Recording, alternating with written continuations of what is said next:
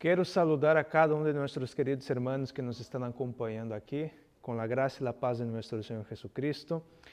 Hoje vamos estudar um tema muito importante, um tema profético. Devido às coisas que estão sucedendo no mundo, hoje o título é um título controversial. A lei dominical é um mito ou é uma realidade? Isso é o que nós vamos a estudar, porque muitos dizem que a lei dominical é um mito, é uma fábula de los adventistas del séptimo dia. Será que isto é certo? Será que a Bíblia não nos mostra que isto vai suceder? Será que o mundo, como nós estamos vivendo hoje, será que não nos está mostrando que estão em busca de um dia para o descanso? Nós sabemos que na Bíblia o Senhor ha deixado um dia para o descanso, verdade? E este dia é o santo sábado del quarto mandamento. E a lo largo da história da humanidade, nós hemos estado vendo que o ser humano ha tratado de cambiar este dia. Pero muitos dizem que isto não é certo, que isto não é bíblico. Pero hoje, então, nós vamos ver com bases em la Bíblia e em algumas citas históricas e coisas atuais que estão passando em nossos dias para ver se esta é uma invenção nossa, del pueblo adventista del séptimo dia, ou é algo que está profetizando e vai suceder. Pero antes de empezar, é muito importante pedir a direção de nosso Deus, a direção do Espírito Santo en el estudio de la palabra. Entonces, quiero invitar a los que puedan que nos pongamos de rodillas y los que no, que inclinen su corazón ante la presencia de nuestro Dios. Vamos a orar. Amado y Santo Dios, gracias te damos, Señor, por el privilegio que tenemos de estar aquí para poder abrir tu santa palabra y estudiar las preciosas verdades contenidas en ella. Y estamos viendo, Señor, que a lo largo de la historia del mundo muitas coisas estão sucedendo em quanto a tu santa lei e a la lei de los hombres. E nesta ocasião queremos pedir que tu Santo Espírito ilumine nossa mente e que podamos entender esta preciosa verdade em quanto ao sábado e o que vai suceder, se vai haver ou não uma lei dominical. Todas estas bendições, Senhor, nós te pedimos e agradecemos en el sagrado e bendito nome de Cristo Jesús oramos. Amém. Muy bien, ya hemos orado y ahora vamos a abrir entonces la palabra de nuestro Dios en el libro de Ezequiel, capítulo 18, versículo 16. Y mientras estamos buscando este texto, quiero contextualizar un poco. Aquí en Ezequiel nosotros encontramos la situación que estaba el pueblo de Dios. E o contexto de eles aqui é um contexto muito triste, porque o povo se estava apostatando da verdade. E então aqui, coisas, o Senhor empieza, chama a seu servo, a Ezequiel, para dar um mensagem a seu povo, para avisar ao povo da condição em que o povo se encontrava. E o chamado que o Senhor hace, e aqui vamos ver então la situación que se encontraba el pueblo de Dios. Ezequiel capítulo 8, versículo 16, nos dice así. Y me llevó al atrio adentro de la casa de Jehová, y aquí junto a la entrada del templo de Jehová, entre la entrada y el altar, como 25 varones, sus espaldas vueltas al templo de Jehová y sus rostros hacia el oriente, y adoraban al sol, postrándose hacia el oriente. Miren que algo triste lo que está pasando con el pueblo aquí. Porque el pueblo aquí ahora, el pueblo rechaza la verdadera adoración. Ahora el pueblo empieza a adorar al sol. Mire que apostasía. Y no era cualquier clase de persona, ellos aquí. Eles não teriam uma posição secundária, senão que eram líderes, eram aproximadamente 25 ancianos del pueblo. E agora o que estes homens estão fazendo é dando as espaldas ao santuário e adorando em direção ao sol.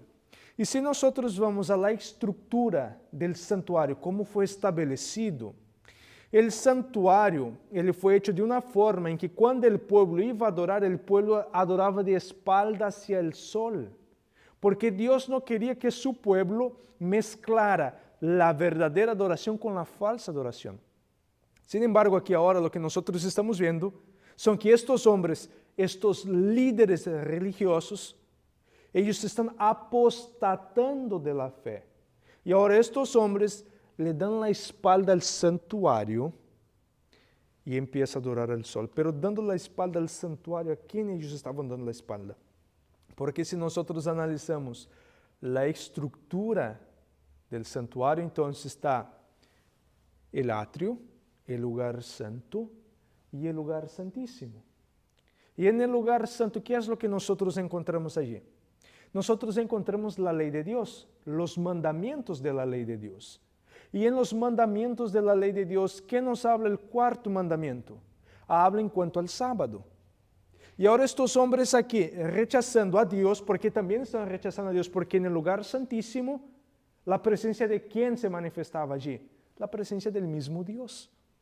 Y ahora estos hombres están negando la ley de Dios, negando la presencia de Dios, negando el incensario, que es un símbolo allí de la intercesión de Cristo, negando los panes, que es la palabra de Dios, que es el verdadero mensaje que el Señor entregó, la verdad presente que el Señor entregó a su pueblo. Y ahora estos hombres están adorando al Dios solo. Miren qué triste esto. Y si los líderes del pueblo estaban en apostasía, ¿qué imaginar del pueblo? La pregunta que yo hago aquí en esta ocasión es, ¿y todos se habían apostatado? ¿Será que había algún remanente de este pueblo, de medio de los apóstatas? ¿Será que Dios tenía un pequeño grupo, un remanente? Ezequiel capítulo 9. Ezequiel el capítulo 9, el versículo 34. Aquí el profeta entonces nos habla si todos habían entrado en apostasía o si había un pequeño remanente. Ezequiel capítulo 9, perdón, no es el versículo 34, sino es del versículo 3 hasta el versículo 4. Ezequiel capítulo 9, versículo 3 al versículo 4 nos dice así. Y la gloria de Dios de Israel se elevó de encima del querubín sobre el cual había estado al umbral de la casa, y llamó Jehová al varón vestido de lino que tenía en su cintura el tintero de escribano. Y le dijo Jehová, pasa por en medio de la ciudad, por en medio de Jerusalén, y ponles una señal en la frente, a los hombres que gimen y que claman a causa de todas las abominaciones que se hacen en medio de ella. Mire qué interesante aquí ahora, porque el Señor le encomienda un mensaje, una obra muy importante a un ángel. ¿Cuál es el propósito de este ángel? Este ángel tiene que salir por en medio del campamento, por en medio del pueblo, y él tiene la función de sellar al pueblo de Dios. ¿Por qué es que el Señor manda a este ángel sellar a su pueblo? Aquellos que gimen y claman por las apostasías que existía en medio de su pueblo. Es decir, entonces, que ni todo el pueblo se había apostatado, sino que había un pequeño remanente que seguía la verdadera adoración, seguía los principios bíblicos y intercedía por el pueblo. Y ahora el ángel tiene que salir para sellar, porque después que se terminase el sellamiento, ¿qué es lo que iba a suceder? Dios iba a castigar a los rebeldes. Dios iba a castigar a los impíos. Curioso, no vamos a abrir, pero este mismo mensaje nosotros encontramos en Apocalipsis 7. En Apocalipsis 7 también, antes de que los 4 ángeles suelten los 4 vientos, el Señor encarga, le encomienda una obra a un ángel. ¿Y cuál es esta obra? De sellar al pueblo de Dios, y aquí nos habla hasta del número del pueblo de Dios, de los fieles que estarán vivos en los últimos días. Y el número de ellos es 144,000. Es decir, que el sello de Dios es un símbolo de protección. Es decir, que Dios, a los que tengan el sello de Dios, serán protegidos por Dios. Ahora, ¿en qué consiste el sello de Dios? ¿En qué consiste la señal de protección? Ezequiel capítulo 20, versículo 12. En el libro de Ezequiel capítulo 20, versículo 12, aquí entonces El profeta Ezequiel, él nos va a hablar cuál es el sello de Dios, en qué consiste este sello. Ezequiel capítulo 20, versículo 12 nos dice así. Y les di también mis días de reposo, para que fuesen por señal entre mí y ellos, para que supiesen que yo soy Jehová que los santifico. Miren acá entonces que el sello de Dios nada más es el sábado. Pero quizás hay una u otra persona acá que esté pensando, no, pero el sello de Dios es el Espíritu Santo. Tenemos que entender algo. Ya lo he dicho hasta acá en otro sermón, pero vuelvo a mencionar por si alguien no lo ha visto, no lo ha escuchado. El sello de Dios tiene dos aplicaciones. El instrumento, no tengo nada acá, voy a usar este micrófono acá. Digamos, ¿ok? Que esto acá es el sello, ¿ok? Porque muchos dicen que el sello de Dios es el Espíritu Santo. Pues bien, esto acá es el Espíritu Santo, es el sello también, se llama marca, ¿ok? En hebreo es lo mismo. Pero lo que él deja en el papel también se llama marca o sello, para ser más claro, se llama sello también en hebreo. Entonces es decir, que quien va a sellar el sábado en el pueblo de Dios es el Espíritu Santo. Entonces el Espíritu Santo es el instrumento y la marca, el sello, la señal que se quedará aquí es el sábado. Entonces es decir, que la Biblia no se está contradiciendo cuando dice que el sábado es el sello de Dios o que el Espíritu Santo es el sello de Dios. También no se contradice, las dos cosas son lo mismo, tienen el mismo propósito, pero tiene papeles distintos. Entonces el sábado tiene tres funciones: de creación, de santificación y de liberación. Entonces es decir, que el sábado es el sello de Dios y es un símbolo, es una marca de protección. Vayamos al libro de Jeremías, capítulo 17, versículo 27. Y entonces aquí nosotros vamos a seguir creciendo más en conocimiento, vamos a ir aprendiendo un poco más en cuanto a estos principios. Jeremías capítulo 17, versículo 27 nos dice así. No oyereis para santificar el día de reposo y para no traer carga ni meterla por las puertas de Jerusalén en día de reposo, yo haré descender fuego en sus puertas y consumirá los palacios de Jerusalén y no se apagará. Esto aquí es una profecía que el Señor había hecho. Y esta profecía acá se cumplió en el año 70, cuando vino el ejército romano. Y el ejército romano ahora sitió a Jerusalén y la destruyó. Jeremías profetizó y esta profecía tardó muchísimos años, pero en el año 70 esta profecía se cumplió y Jerusalén fue sitiada, destruida y quemada. ¿Por qué razón? Es que primeramente el pueblo fue cautivo a Babilonia, porque el pueblo dejó la ley de Dios. Porque es que el pueblo final también irá a sufrir por lo mismo, por negar, por rechazar, por no aceptar la ley de Dios. Quiero compartir con ustedes otro ejemplo en la Biblia de otro personaje que Dios, antes de la apostasía, tiene que levantarlo. Antes de la apostasía, no, en el periodo de la apostasía, Dios lo levanta. Vamos a Malaquías capítulo 4. Malaquías capítulo 4, el versículo 5. Aquí entonces nosotros vamos a mirar otro personaje que es un personaje que tiene tres aplicaciones. Tiene la aplicación literal local para su tiempo, tiene una aplicación futura, no para el tiempo de Cristo, pero también tiene una aplicación final. Y este personaje es Elías. Vayamos entonces a Malaquías capítulo 4, versículo 5, nos dice así. He aquí yo os envío al profeta Elías, antes que venga el día de Jehová, grande y terrible. Antes de que venga el día grande y terrible de Jehová, ¿quién el Señor enviará? ¿Quién el Señor levantará? al profeta Elías.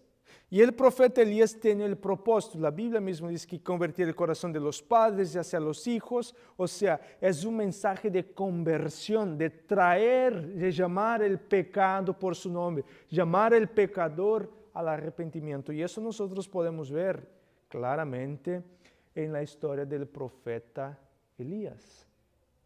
El profeta Elías, vayamos al libro Primera de Reyes, capítulo 18, versículo 9 al 10.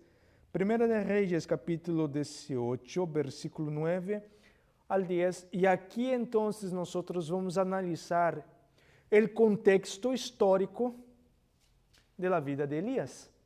¿Cuál era la situación del pueblo cuando Elías se levanta? Cuando el Señor llama a Elías, cuando el Señor le entrega una misión al profeta Elías. ¿Cuál era el contexto? ¿Qué estaba sucediendo en la época del profeta Elías?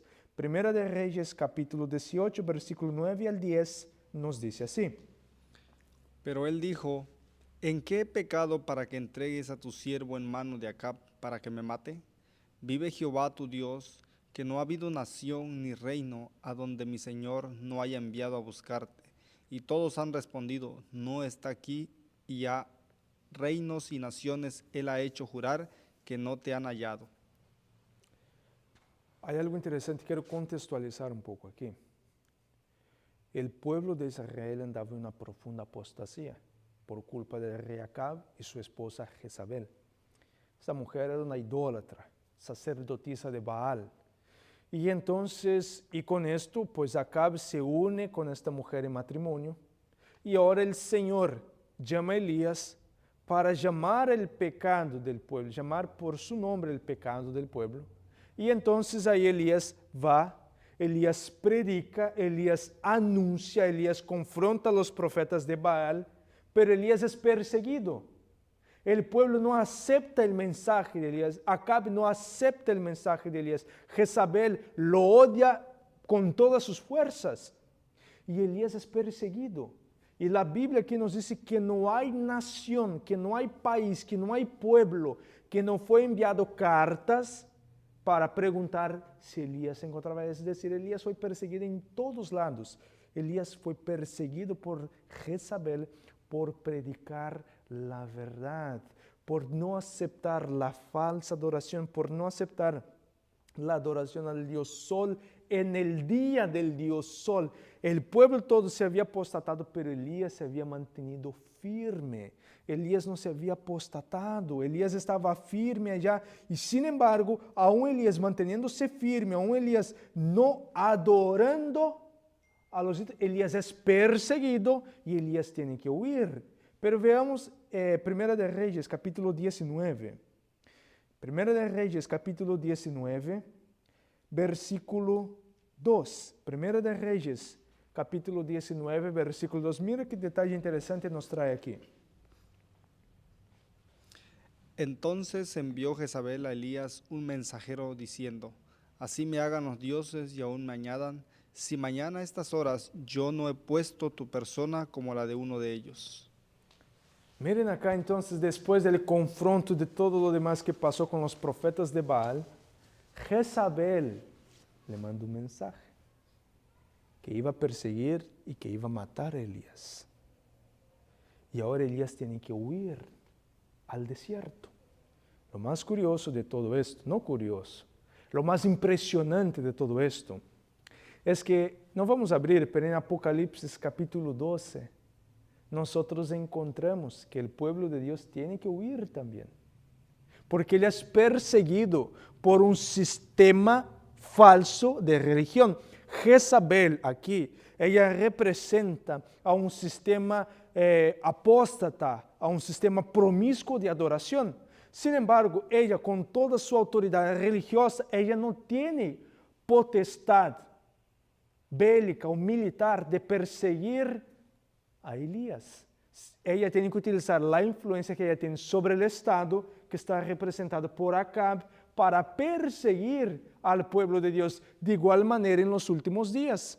En los últimos días nos dice que hay dos bestias, una que sube del mar y una que sube de la tierra, y una de ellas entregará su poder a la otra para que una persiga a la otra, es decir, el poder civil, la bestia de dos cuernos, entregará todo su poder a la bestia que sube del agua, del mar, y esta bestia acá, que es el poder religioso, perseguirá a los fieles, al remanente del pueblo de Dios.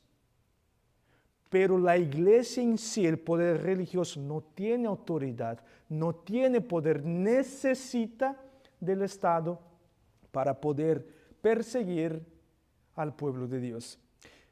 En el mismo capítulo 19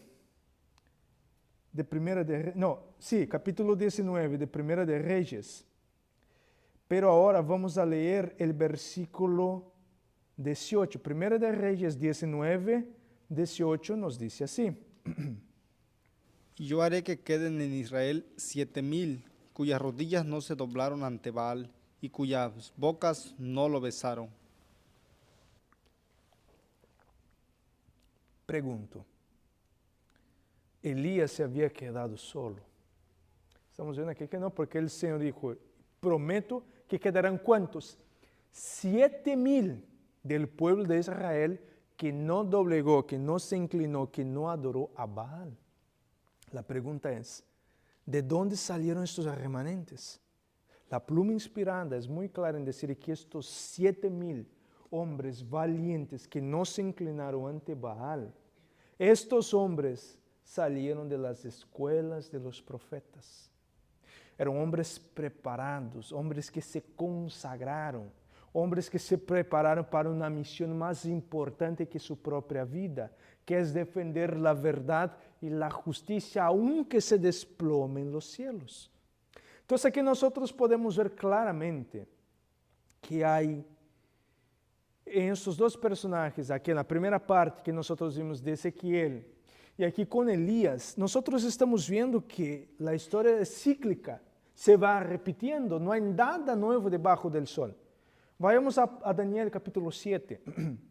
Daniel, el capítulo 7, el versículo 25. Entonces aquí ahora abiertamente la Biblia nos va a hablar de un sistema y que este sistema trataría de hacer algunas cosas. Y vamos a ver qué cosas haría el cuerno pequeño. Vamos a hablar aquí abiertamente.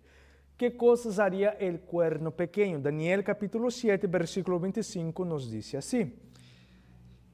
Y hablará palabras contra el Altísimo, y a los santos del Altísimo quebrantará, y pensará en cambiar los tiempos y la ley, y serán entregados en su mano hasta tiempo y tiempos y medio tiempo. Miren acá entonces que el cuerno pequeño iría a hacer muchas cosas. Hablaría contra el Altísimo, perseguiría a los santos del Altísimo, trataría de cambiar los tiempos y la ley. Y el pueblo de Dios sería entregado en sus manos por ¿cuánto? Tiempo, tiempos y la mitad de un tiempo, 3 años y medio, pero día por año. Entonces aquí nosotros tenemos 1260 años que el pueblo de Dios fue perseguido, fue destruido, fue aplastado por este sistema falso de adoración. Ahora vayamos a Apocalipsis capítulo 12.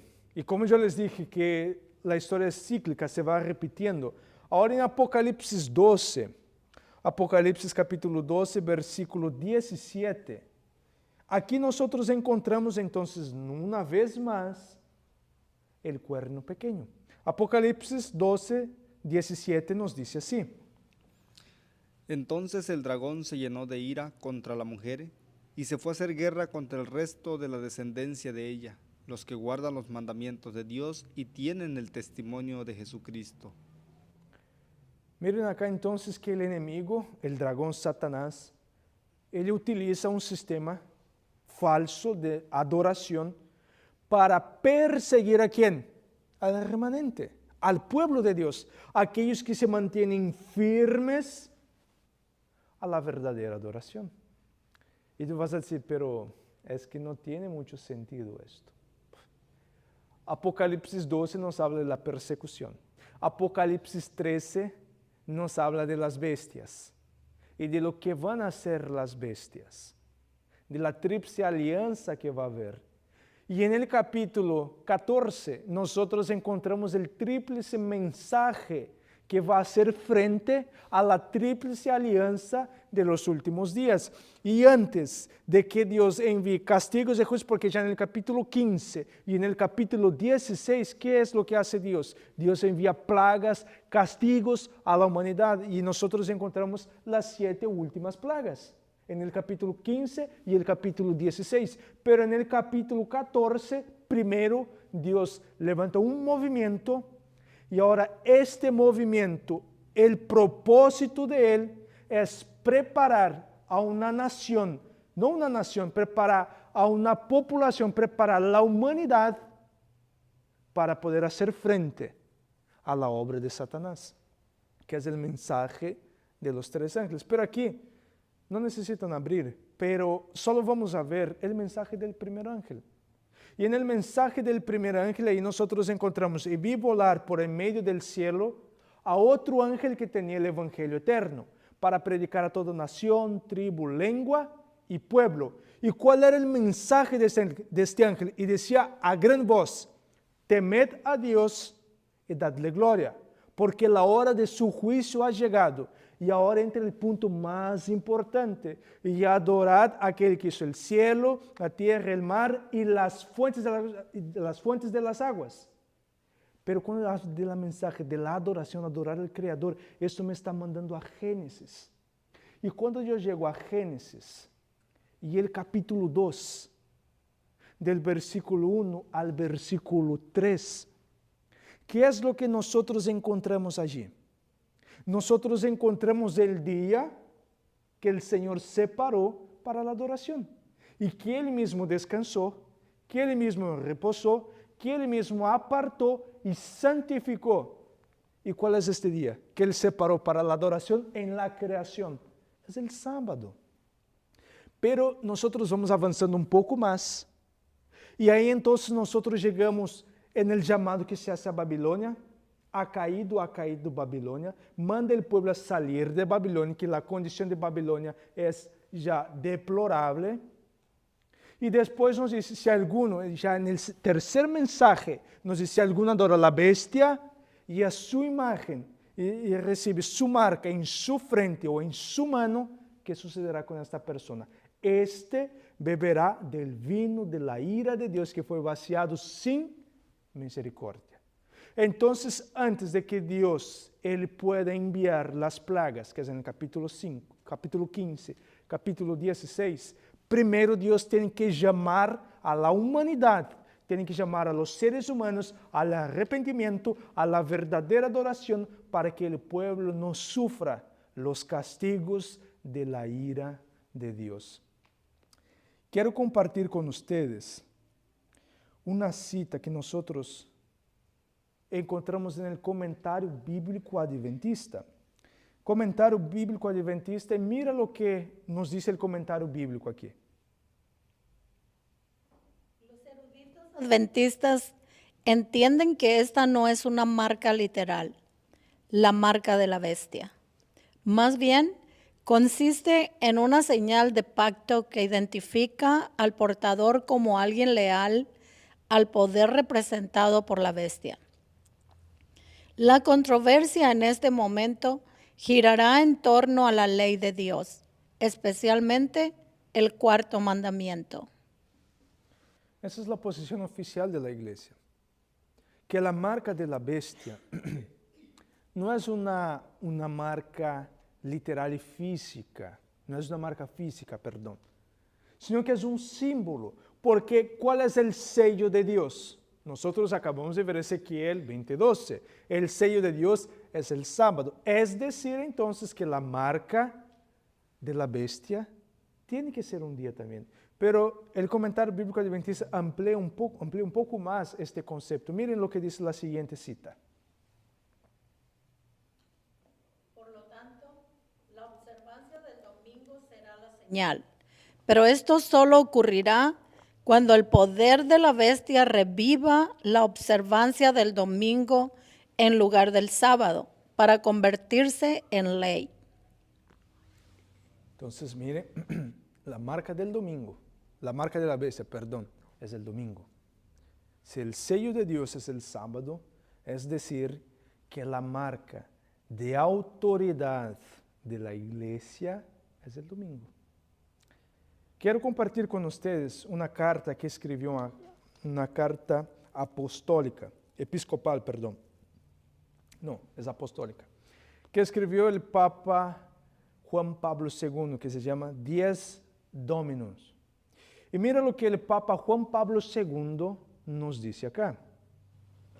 Es natural que los cristianos nos esforcemos para que también en las circunstancias específicas de nuestro tiempo, el derecho civil tenga en cuenta deber de santificar el domingo. Miren que el Papa Juan Pablo II, él es claro, es deber santificar el domingo. La pregunta es, ¿dónde en la Biblia me dice que es deber santificar el domingo? ¿Dónde? Es que no hay. Tú puedes tratar de buscar un texto u otro que llamamos de textos controversial, que puede aparentemente, sacando de su contexto, dar a entender que el sábado fue abolido, pero no vas a encontrar ningún texto en la Biblia que me diga que yo debo santificar el domingo. Pero el Papa Juan Pablo II continúa, y miren la siguiente cita. Los cristianos tienen la obligación de conciencia de organizar el descanso dominical para que les sea posible participar en la Eucaristía, abstenerse de trabajos y de negocios incompatibles con la santificación del día del Señor. Miren acá que ahora el Papa Juan Pablo II le hace un llamado a la humanidad y a los dueños de comercios, de negocios, que se debe liberar al pueblo a santificar el domingo. Entonces, mire que la iglesia acá se está metiendo poco a poco con el Estado para obligar al Estado a separar un día para el descanso. Y este día es el domingo. Según el mundo cristiano, el mundo protestante, este día que según ellos es el domingo. Hay la BBC News, hay un reportero, Paul Mazin, algo así se llama. Bueno, está en inglés, no voy a saber pronunciar. Pero este hombre aquí hablando ahora en cuanto a la pandemia. Y mira lo que él dice acá en cuanto a todos los sistemas, lo que pasó con la pandemia, cuarentena, lockdown, todas esas cosas. Y mira lo que este hombre está diciendo acá. BBC News nos dice así. Para mí, la alternativa para los próximos 20 años es una forma más sostenible del capitalismo. Me refiero a más verde, menos excluyente sin especulaciones financieras. Seguirá siendo el capitalismo, pero muchos no lo verán como tal. Esto me hace interesante porque ahora están utilizando según el medio ambiente. Y están utilizando el medio ambiente para decir, no, debemos cambiar nuestro sistema. Debemos cambiar la manera de hacer negocios. Y entonces ahora no van a entrar con la ley dominical de una forma religiosa, no, nada de esto, sino que el planeta necesita de un día para el descanso. No hace mucho, el Papa Francisco, lo que las materias, ¿no? Las portadas de los periódicos estaban llamando la economía de Francisco. Y el Papa Francisco aquí entonces viene diciendo que debemos tener una economía más inclusiva para los jóvenes, para las mujeres, para las minorías y especialmente se debería preocuparse con la naturaleza. Porque nuestro mundo se está destruyendo, la humanidad, el ser humano está destruyendo el mundo y por esta razón necesitamos de una nueva economía, de un nuevo sistema global. Y lo más sorprendente de todo es que no hace mucho, la semana pasada, yo creo, algunos días atrás, el Papa Francisco, juntamente con los líderes mundiales, se reunieron en Egipto y miren qué blasfemia esto. Ahora estos hombres van a subieron al monte Sinaí, van a subir al monte Sinaí y de allí van a bajar con las tablas de los 10 mandamientos. Miren qué audacia del ser humano aquí tratar de pensar que ellos mismos van a escribir los nuevos 10 mandamientos. Si esto es algo que a mí me genera indignación, imagínense a Dios. Porque Dios no permitió que Moisés escribiera la ley. Éxodo 31, 18, diciendo que la ley fue escrita por el dedo de Dios, porque era obra de Dios. Y en el monte Sinaí ahí Dios se manifiesta, la pluma inspirada nos habla que fue la mayor manifestación del poder de Dios. Hasta entonces el mundo nunca ha visto tamaña manifestación del poder de Dios cuando Dios viene al monte Sinaí. Y dice que el monte temblaba como caña al viento desde su base hasta la cima. El monte temblaba, toda la congregación de Israel se postra en rodillas por tamaño poder que ellos presenciaron de Dios. El mismo Moisés temblaba de temor en la presencia de Dios y ahora vienen unos cuantos hombres decir que ellos van a reescribir los 10 mandamientos de la ley de Dios y van a entregar a la humanidad los 10 mandamientos. Perdóneme, pero esto es una blasfemia tremenda. ¿Cómo es que seres mortales? Pero ¿cuál es la excusa que están dando aquí? No, es que el medio ambiente. Y esa es la mayor falacia que yo he visto. Porque la mayoría de los líderes políticos, yo mirando en las noticias, la mayoría de los líderes políticos que fueron a Egipto, ellos agarraron un avión privado. Y en este avión privado, según los estudios que fueron hechos, lo que se tardaban de ir a Egipto en el avión privado, eso va a poluir más do que una persona manejar un año completo su auto.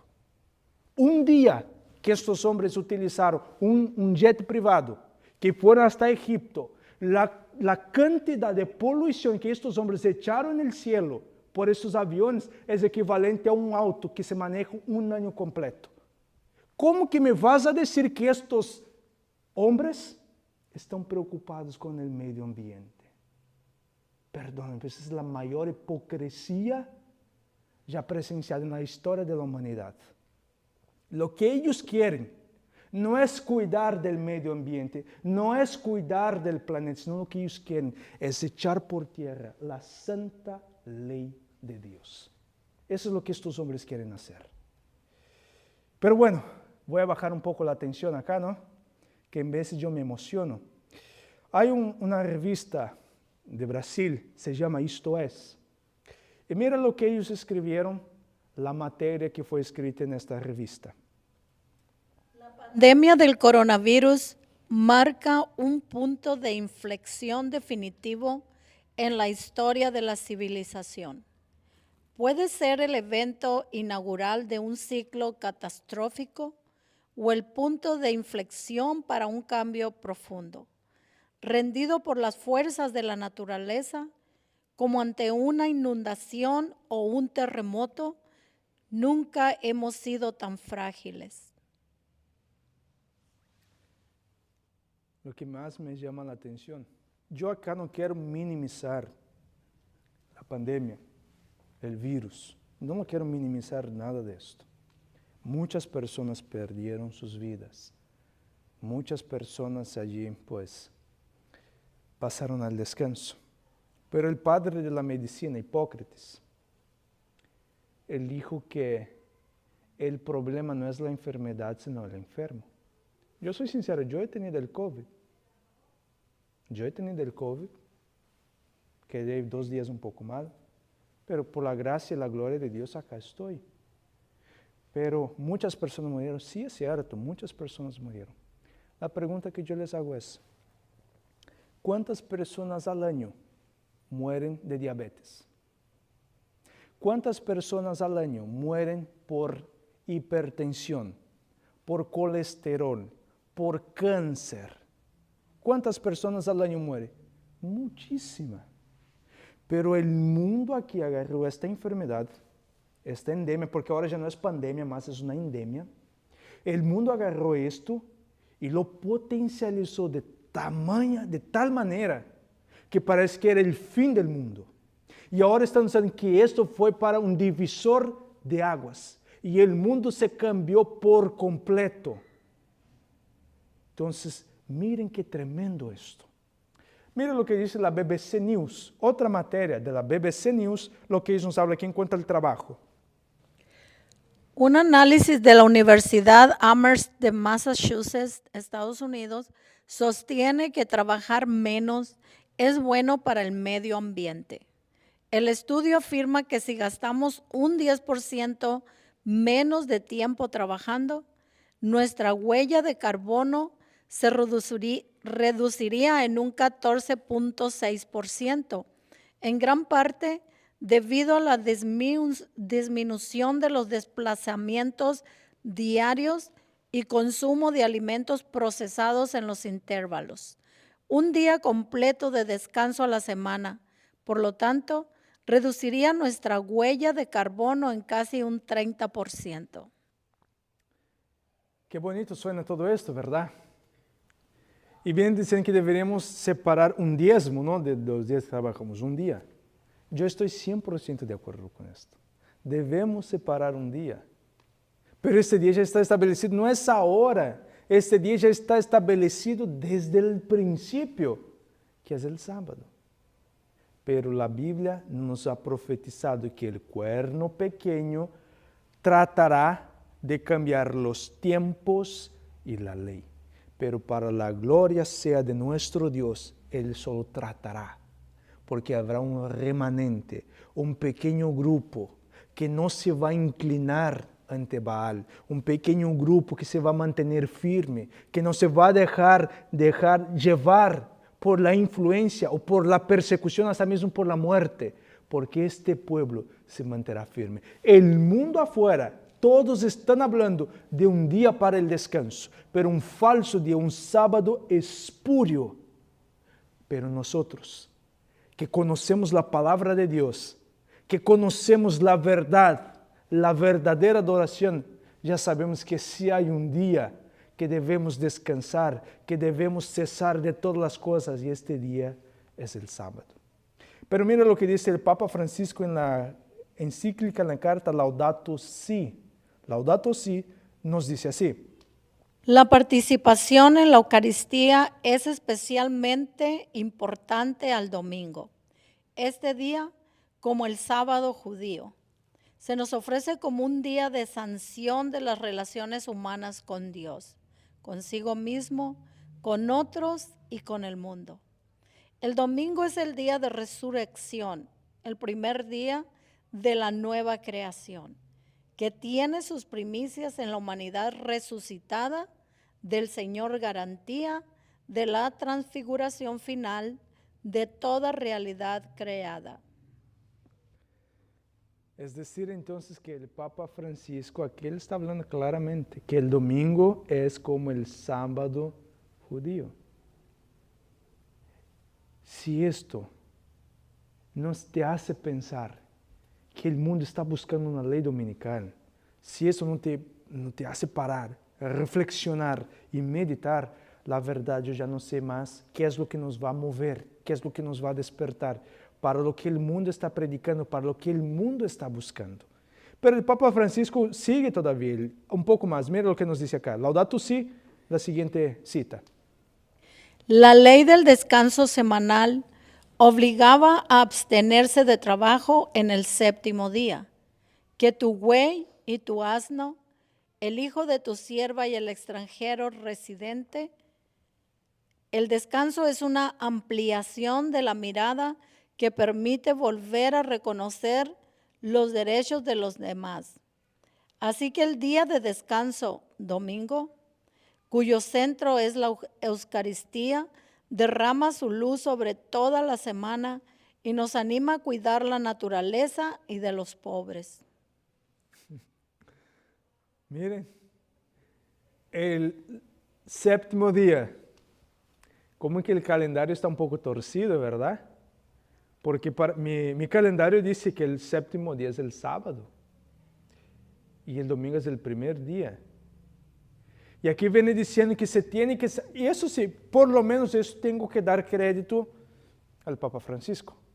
Porque él viene diciendo que el séptimo, el día del descanso, ¿no? El séptimo día, el día del descanso, dice que tú, ni tu hijo, ni tu hija, ni tu siervo, ni tu sierva, ni el extranjero, ni tu animal, ni tu asna, ni tu buey, nadie debe trabajar. Por lo menos en esto tengo que, en partes, concordar.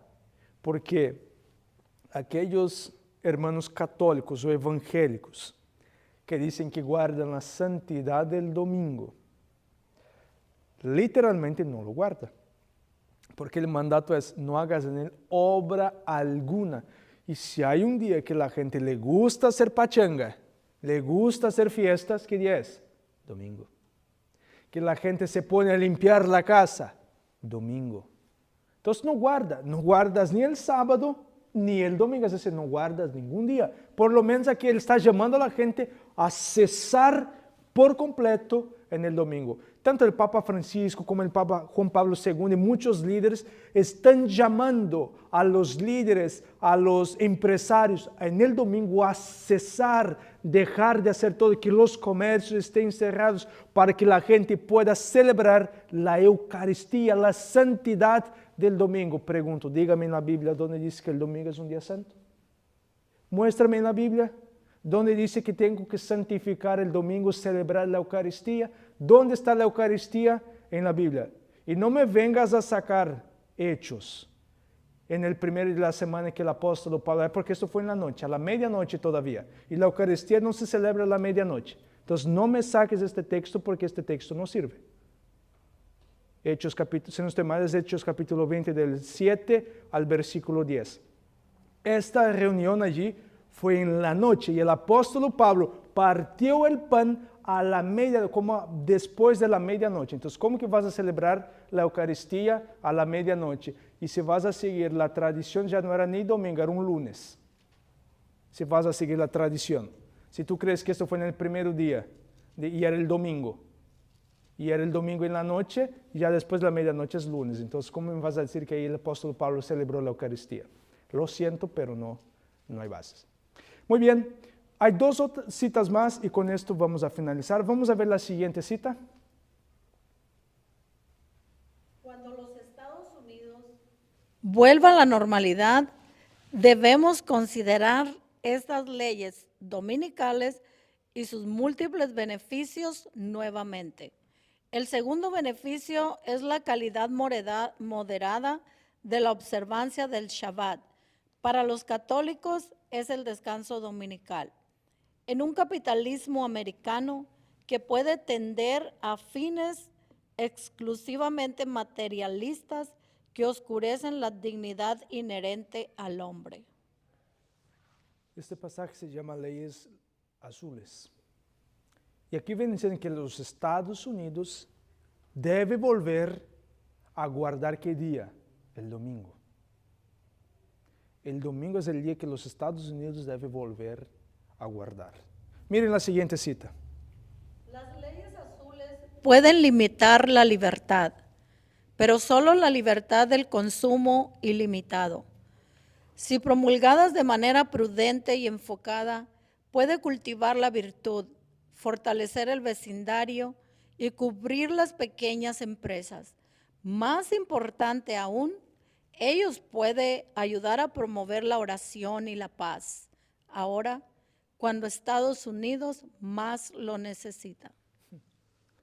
Apocalipsis 13 nos dice que Estados Unidos va a entregar toda su autoridad, todo su poder al papado.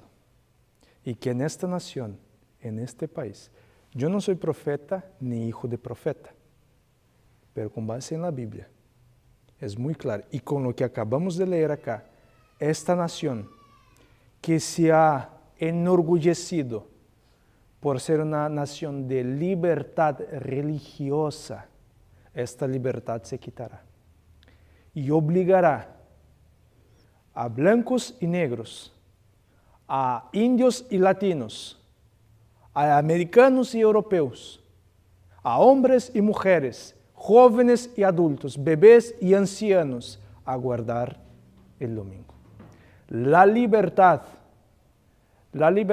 de expresión, la libertad de religión, la libertad de culto será quitado. Y se están pidiendo para que este país vuelva a sus orígenes, que este país vuelva a la oración, que este país vuelva a guardar un día, que el mundo se detenga para un día. Y este día lo que el mundo está pidiendo es lo que llamamos el sábado verde, guardar el domingo. Pero la palabra de nuestro Dios, lo que hemos leído en esta mañana aquí hoy, la palabra de nuestro Dios nos dice que cuando el mundo rechace a Dios y reciba la marca de la bestia, y la marca de la bestia es el domingo, una vez que se reciba esto, ellos beberán del vino de la ira de Dios que fue vaciado sin misericordia. Y entonces los siguientes capítulos 15 y 16, la ira de Dios se manifestará en formas de plagas. El Señor es muy claro, nos está advirtiendo de lo que va a pasar, lo que va a suceder. Pero aparte de eso, el Señor también nos está llamando. Aquellos que andan dudando, mira lo que está pasando, lo que ha hecho el Papa Francisco con los líderes. ¿Cuándo que en la historia de la humanidad hemos visto algo así? Nuestra generación postmoderna, ¿cuándo? Nunca estuvimos tan cerca de una ley dominical como hoy. Nunca estuvimos tan cerca de una ley, de un decreto dominical. Entonces aquellos que digan, no, es que la ley dominical es una fábula, es un mito de los adventistas. Perdóneme, pero el mundo no es ni la Biblia, sino que el mundo está clamando a puro cuello que se necesita de un día para el descanso.